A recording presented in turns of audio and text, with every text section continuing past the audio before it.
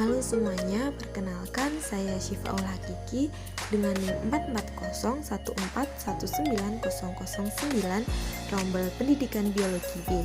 Nah, pada video kali ini saya akan melakukan praktikum fisiologi hewan yaitu reseptor.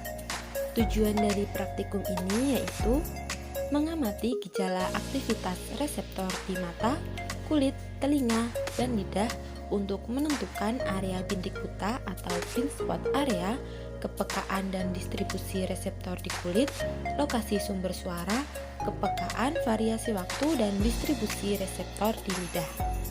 Yang pertama yaitu reseptor mata. Alat dan bahan yang digunakan yaitu ada kertas manila putih yang diberi tanda plus dan lingkaran dan penggaris. Cara kerja pada praktikum ini yaitu menyiapkan kertas karton manila berwarna putih yang bertanda plus dan lingkaran. Kertas diletakkan pada jarak kurang lebih 40 cm di depan mata probandus, kemudian tutup mata kiri probandus. Probandus memfokuskan penglihatan pada tanda plus namun tanda lingkaran masih terlihat. Kertas digeser perlahan mendekati mata hingga tanda lingkaran tak terlihat. Kemudian jarak diukur menggunakan mistar.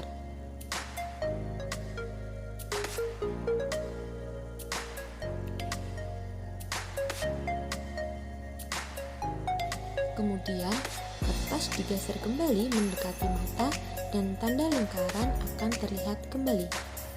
Kemudian jarak diukur menggunakan mistar. Kemudian mengulangi dengan menutup mata sebelah kanan. Hasil dari praktikum ini yaitu pada mata kanan ditutup, jarak awal 40 cm, tanda lingkaran tidak terlihat pada jarak 21 cm, dan tanda lingkaran terlihat kembali pada jarak 18 cm. Dan pada mata kiri yang ditutup, jarak awal yaitu 40 cm, tanda lingkaran tidak terlihat pada jarak 18 cm dan tanda lingkaran terlihat kembali pada jarak 15 cm. Pada percobaan yang telah dilakukan, posisi bintik buta mata kanan dan kiri berbeda.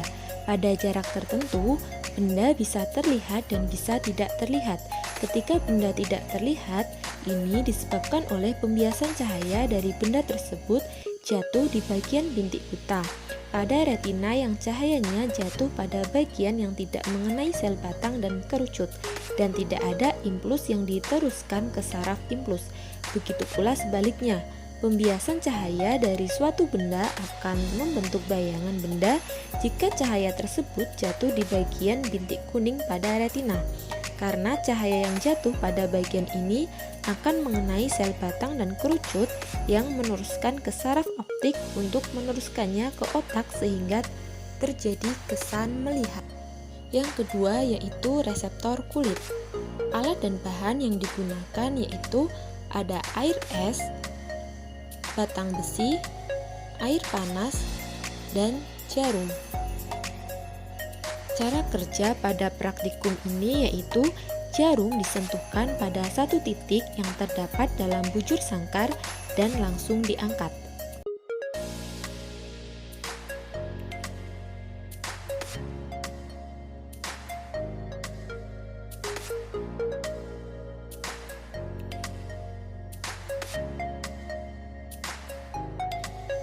Mengulangi hal tersebut pada bagian punggung tangan.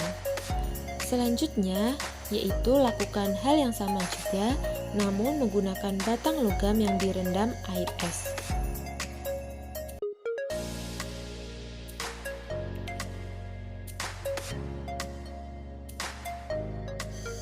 Lakukan hal yang sama pula namun menggunakan batang logam yang direndam menggunakan air hangat. Pada praktikum ini didapatkan hasil pada punggung tangan presentasi sentuhan yaitu 60%, presentase panas 60%, presentase rasa dingin 74%, presentase nyeri yaitu 48%. Sedangkan pada telapak tangan Persentase sentuhan yaitu 20%, persentase rasa panas 74%, persentase rasa dingin 84%, dan presentasi nyeri yaitu 84%.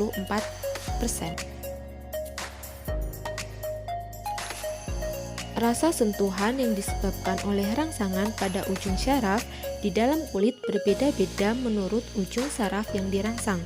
Macam-macam reseptor pada kulit yaitu corpus Pacini yang merupakan ujung saraf reseptor tekanan, corpus Mesiner sebagai reseptor sentuhan, corpus Krause sebagai reseptor dingin, dan corpus Ruffini sebagai reseptor panas.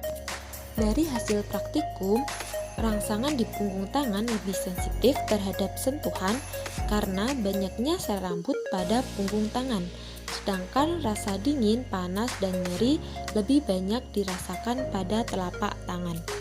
Yang ketiga yaitu reseptor telinga. Alat dan bahan yang digunakan yaitu ada penutup mata dan lonceng atau sumber bunyi.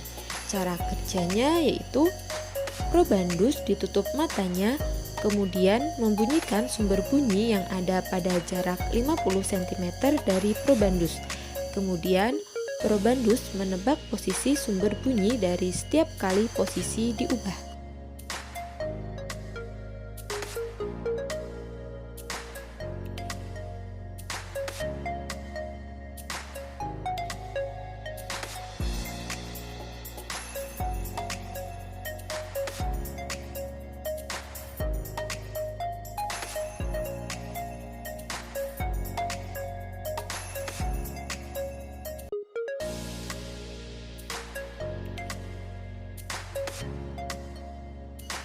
Hasil yang didapat yaitu probandus berhasil menjawab dengan tepat 4 lokasi sumber suara dari 5 lokasi sumber suara, sehingga presentasenya yaitu 80%.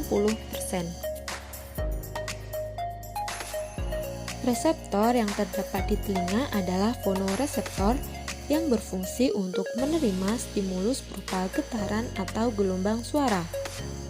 Gelombang suara yang diterima memasuki lubang telinga dan mampu menggetarkan fonoreseptor dalam koklea untuk diteruskan ke otak sebagai impuls listrik dan diolah di pusat integrasi sehingga probandus dapat mendengarkan dan mengetahui letak sumber suara.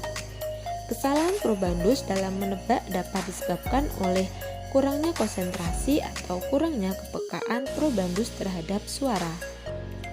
Yang terakhir yaitu reseptor lidah. Alat dan bahan yang digunakan yaitu larutan gula sebagai rasa manis, larutan asam, larutan garam sebagai rasa asin, larutan kopi sebagai rasa pahit, air putih sebagai penetral atau untuk berkumur, stopwatch, dan cotton bud.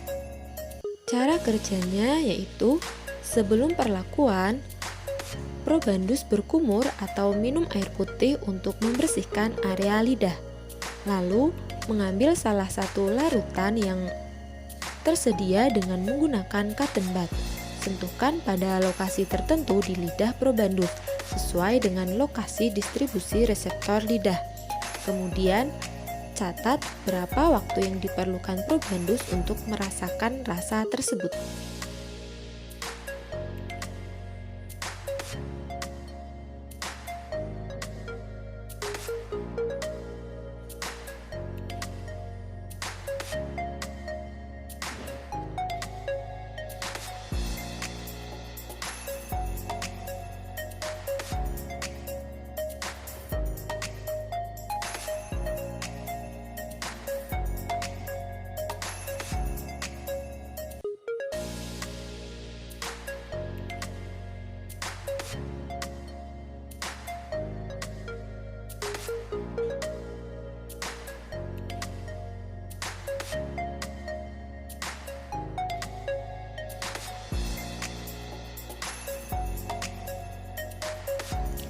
Lakukan hal yang sama, namun larutan tidak disentuhkan pada lokasi distribusi rasa pada lidah yang sesuai.